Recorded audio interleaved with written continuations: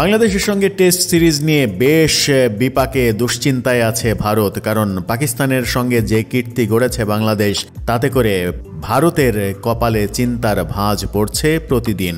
আর এবার উইকেটের চরিত্র বদলের ঘটনায় আরও বেশি স্পষ্ট হলো ভারত কতটা গুরুত্ব দিচ্ছে বাংলাদেশের সঙ্গে টেস্ট ম্যাচকে। বাংলাদেশের জন্য বদলে যাচ্ছে চেন্নাইয়ের উইকেট, এমন খবরই এবার এসেছে।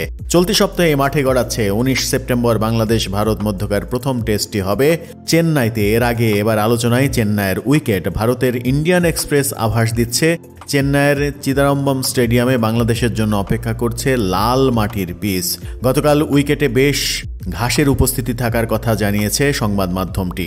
ভারতীয় গণমাধ্যম জানাচ্ছে চেন্নাইতে লাল মাটির উইকেট থাকতে পারে। এই ধরনের উইকেটে অনেক বাউন্স থাকে। বাউন্স থাকায় পেসারদের সহায়তার পাশাপাশি স্পিনাররা বড় ভূমিকা রাখতে পারেন। বাংলাদেশ সাধারণত খেলে কালো মাটির উইকেটে, যেটা মূলত হয় নিচু, বাউন্সি এবং মন্থর।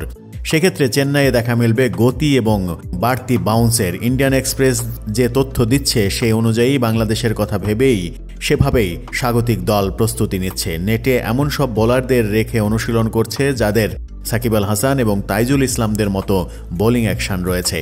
অতীত পরিসংখ্যান ঘাটলে দেখা যায় 2019 সালে ইন্দোর এবং কলকাতায় পেসারদের সহায়তায় বাংলাদেশকে হারিয়েছিল ভারত। সেই দুই টেস্টের 35 উইকেটই নিয়েছিলেন পেসাররা। এবারও তেমনই পরিকল্পনা করতে পারে বিসিসিআই। এছাড়া স্পিন শক্তিতে বাংলাদেশও কম নয়, সেই দিকটা মাথায় রেখেই আয়োজন করতে হচ্ছে আয়োজকদের।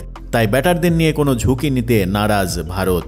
কিন্তু পেসারদের সহায়তার উইকেট বানালে বাংলাদেশের পেস সফলতা পাকিস্তানে যেভাবে দেখা গেছে সেটার পুনরাবৃত্তি যদি ভারতে হয়, তাহলে কি ভারত বিপদেই পড়তে যাচ্ছে লাল মাটির উইকেট তৈরি করে?